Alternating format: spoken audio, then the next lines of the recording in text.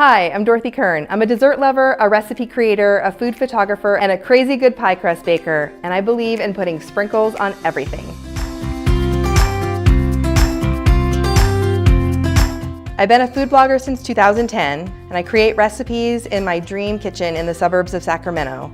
My work's been featured on cookingchannel.com and the pages of Rachel Ray Magazine, Women's World, and Redbook 2. I believe that dinner and dessert should be delicious but easy, that food and memories are intertwined, and everyone can make pie crust, even if they don't think that they can.